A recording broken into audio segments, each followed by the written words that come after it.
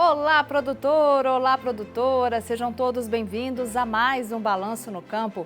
E continua chovendo bastante no sul de Minas, importante região produtora de café no país. Segundo a Fundação Procafé, as precipitações ficaram acima da média histórica no último mês. E a preocupação agora é com a ferrugem nas lavouras, já que o índice médio de infecção aumentou nas regiões de Varginha, Carmo de Minas e Boa Esperança. Essa reportagem e muito mais você acompanha comigo a partir de agora no Balanço no Campo. Continua chovendo bastante no sul de Minas, importante região produtora de café no país. Segundo a Fundação Procafé, as precipitações ficaram acima da média histórica no último mês. E a preocupação agora é com a ferrugem nas lavouras, já que o índice médio de infecção aumentou. Depois de 2 anos de seca no sul de Minas Gerais, com safras de café menores por conta das adversidades climáticas, parece que São Pedro resolveu colaborar com os cafeicultores. As chuvas voltaram com frequência na região e as lavouras têm respondido bem ao clima. Segundo o último aviso fitossanitário da Fundação Procafé, que monitora as principais áreas de produção do grão, as precipitações ficaram acima da média no último mês. Até o final de setembro de 2022 a gente estava com déficit acentuado. A partir daí as chuvas já se regularizaram, a partir de outubro, novembro, e está até agora, até o momento atual, até inclusive esse início de março está com a precipitação de 100 milímetros. Então, por enquanto, o clima está correndo bem. Com relação à precipitação, a exemplo de Varginha, o normal seria chover 184, choveu 273. Carmo de Minas, o normal seria 171, choveu 273. Boa Esperança, 162, choveu 166, mais próximo da média. E Muzambinho, 242, choveu quase que o dobro, 426 milímetros. A média normal aqui para a nossa região seria 190 milímetros, choveu 284, aproximadamente 100 milímetros acima da média, à exceção da região de Boa Esperança, que choveu próximo da média. As temperaturas também registraram queda. A exemplo da região de Varginha, o normal a temperatura seria 22,7, deu 22,1. Carmo de Minas, a temperatura média de 21,4, deu 20,1. Boa Esperança, já próximo da média, 23,6, deu 23,5. E Muzambinho também abaixo da média, 21,5, que era a temperatura normal, deu 20,3. Na média dessas 4 regiões do sul de Minas, o normal seria 22,3, deu 21,5. Então deu 0,8 graus abaixo da média histórica. Segundo o engenheiro agrônomo, a ferrugem é o que preocupa no momento. A ferrugem é um fungo que ataca o cafeeiro e pode trazer grandes prejuízos se não for controlada. O único problema que a gente está passando agora é com relação às doenças, principalmente a ferrugem. Ela já saltou em torno de 3 a 5% do mês de janeiro e agora ela já está com 10%. A exemplo aqui da região de Varginha, que a pressão da ferrugem é maior, o índice está em torno de 20%. Carmo de Minas está em torno de 8 a 10%. E Boa Esperança está em torno de 5%. Então a atenção maior seria com relação à ferrugem. O produtor deve ficar atento e, se possível, fazer o controle imediato, caso constatado na sua lavoura. A região de Varginha, ela representa a média aqui do sul de Minas, ela está em torno de 900 metros e a temperatura agora esse mês, ela subiu um pouco, mesmo estando abaixo da média, mas fechou em média de 22 graus, que é uma temperatura excelente para o desenvolvimento da ferrugem, além da gente ter esse molhamento foliar devido a essas precipitações. E agora, nesse início de mês, de final de fevereiro e início de março, a gente teve alguns períodos de sol, que foi praticamente difícil aí ter essas janelas de sol nos períodos aí de janeiro e fevereiro. E com isso, essa ferrugem que estava incubada, ela acaba esporulando e agora a tendência dela disparar aí para os próximos meses. Nós estamos em uma área aqui da Fundação Procafé em que as lavouras não recebem tratamento contra a ferrugem. Tudo isso para que os engenheiros agrônomos possam avaliar a evolução da doença. Segundo o engenheiro agrônomo aqui da Procafé, o índice de ferrugem em fevereiro do ano passado aqui na região era de quase 60%, sendo que a média ficava aí em torno de 30%. Este ano, por conta Do excesso de chuvas, temperaturas mais amenas, esse índice abaixou.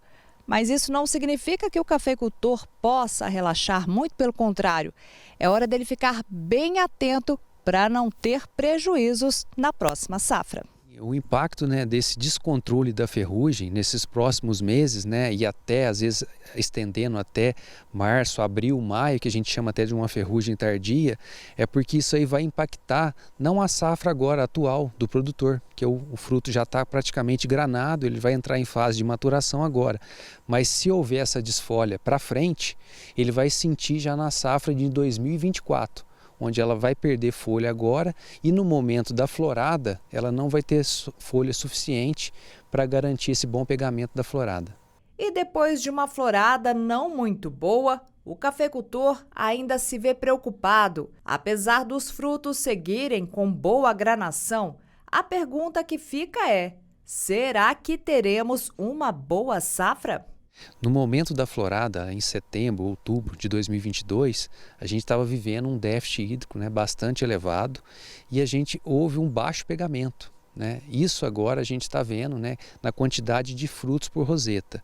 Ao mesmo tempo, como as chuvas se regularizaram agora, a gente está com um momento, né, bom na fase de granação dos frutos. Então a gente espera que na hora que o produtor faça a colheita desses frutos, que ele tenha um bom rendimento, essa granação seja boa e ele não perca com relação ao rendimento dos frutos. O problema foi mais grave foi nesses últimos anos, né? Principalmente ao período que antecedeu a florada, mas agora as lavouras estão correndo bem, o desenvolvimento para a safra de 2024 também está muito bom e com relação à granação da safra 2023 está praticamente sem problema. Minas Gerais exporta assistência técnica e tecnológicas para desenvolver produção de algodão no Zimbábue. A iniciativa faz parte de missão de cooperação entre o Brasil e o país africano.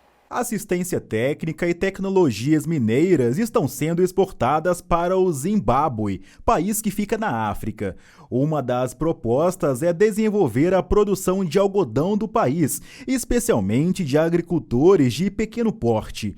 O intercâmbio de conhecimentos é parte da missão de cooperação entre Brasil e Zimbábue, coordenada pela Agência Brasileira de Cooperação. Esse projeto ele prevê essencialmente o estabelecimento de 2 unidades técnicas demonstrativas, onde são testadas a adaptabilidade de variedades de algodão, tanto brasileiras quanto do Zimbábue, para ver se elas se adaptam bem ao meio ambiente do Zimbábue, para eleger, então, a partir daí, a variedade que será usada e de que maneira ela será usada. O que a gente busca com isso, com esse projeto, né? Nós, enquanto Emater, enquanto extensionista, é mudar a vida das pessoas. Né? Nós não estamos lá preocupados só com o algodão. Nós estamos preocupados com as famílias e com a melhoria da vida delas. E esse projeto, com certeza, vai permitir isso. Emater e Epamig também participam da missão, que começou em 2018. Representantes das 2 empresas já foram até o Zimbábue para fazer uma visita técnica e realizar um diagnóstico da cultura por lá. A Emater está nesse projeto desde o seu início, né, com o diagnóstico da condição do país, do Zimbábue. A gente esteve lá e viu as condições, e aí, juntamente com os técnicos do Zimbábue, da ABC, da Emater e da Epamig, a gente fez um planejamento. As produtividades obtidas lá são muito baixas, em torno de 600 quilos por hectare de algodão. Então, a gente acha que um pouco de intervenção que a gente faça do ponto de vista tecnológico, do ponto de vista de boas práticas de plantio e de condução dessa lavoura, a gente tem condições de, pelo menos, duplicar essa produtividade em pouco tempo. Apenas mudando o espaçamento, né, colocando mais plantas por área, melhorando a condução da lavoura. Neste mês, uma comitiva do país africano, composta por técnicos, pesquisadores, representantes do governo e agricultores locais, está no Brasil. Em Minas Gerais, visitam áreas de plantio de algodão, especialmente no norte de Minas, caracterizada por ser desenvolvida por agricultores familiares e ter tido uma importante retomada da produção nos últimos anos. Eles encerram a viagem em Uberlândia, sede da Associação Mineira dos Produtores de algodão. A Tracy Maposa é agricultora familiar no Zimbábue. Ela diz estar feliz em conhecer o Brasil. Ndinofara chaizvo kuva muno muBrazil. Nokuda kwechirimwa ichi chinoyi cotton. Minas Gerais tem uma cotonicultura hoje bastante avançada. Uma cotonicultura empresarial que colhe mais de 100 arrobas, 200 arrobas por hectare. E temos também a volta da cotonicultura familiar, né? Em regiões como o Vale do Jequitinhonha, em regiões como o norte de Minas, a cotonicultura volta ao estado de Minas. Isso tudo devido a gente ter aprendido a conviver com a praga do bicudo, né? A pesquisa nos indicou caminhos que a gente pode sobreviver ao bicudo, a gente pode ter uma cotonicultura produtiva, mesmo na presença do bicudo, que é a maior praga do algodoeiro no mundo. Uma iniciativa que estreita laços e fomenta conhecimento entre as duas nações. Nessa perspectiva, e mais ainda na perspectiva de que há sempre um intercâmbio de conhecimentos entre as duas partes, ou seja, não é o Brasil que está simplesmente dizendo, olha, Zimbábue, é assim que a gente tem que fazer, não. É assim que nós fizemos, mas como é que no seu país, de acordo com as suas condições, as coisas podem ser feitas?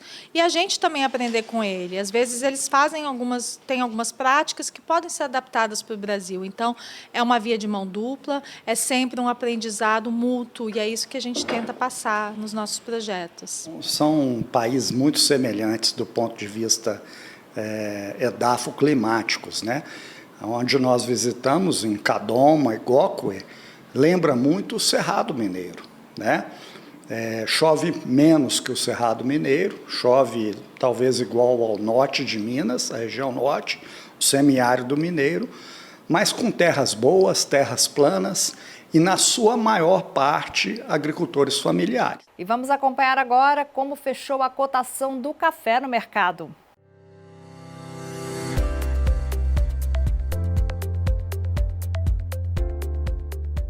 O café tipo 6 bebida dura foi negociado a R$ 1.112, já o tipo 7 bebida dura fechou em R$ 1.092. O tipo 6 bebida riada foi negociado a R$ 1.035 e o tipo 7 bebida rio fechou em R$ 941. No mercado futuro, a cotação do produto com vencimento em setembro fechou em $218,50. O Brasil deve se tornar o 10º maior exportador mundial de trigo.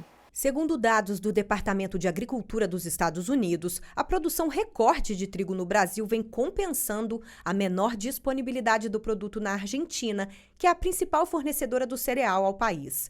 A colheita doméstica elevada favorece as vendas externas de trigo, que devem crescer frente às da safra anterior e colocar o Brasil como o 10º maior exportador mundial de trigo. De acordo com a Conab, a produção ficou em mais de 10 milhões de toneladas, um recorde para o setor. A Conab estima que entre agosto de 2022 e julho de 2023, as exportações somem mais de 3 milhões de toneladas, 1,8% acima da safra anterior. Já sobre os preços pagos ao produtor, o levantamento do CPEA aponta queda na maior parte das regiões, acompanhadas pelo Centro de Pesquisas. E o Balanço no Campo vai ficando por aqui, mas você já sabe, pode acompanhar as nossas reportagens pelo site da Rede Mais e também pelo nosso YouTube e Facebook, @RedeMaisHD. Segue a gente aí no Instagram, deixe seu recadinho e também a sua sugestão aqui para o Balanço no Campo. Muito obrigada pela sua companhia. Te espero no próximo programa, hein? Até lá!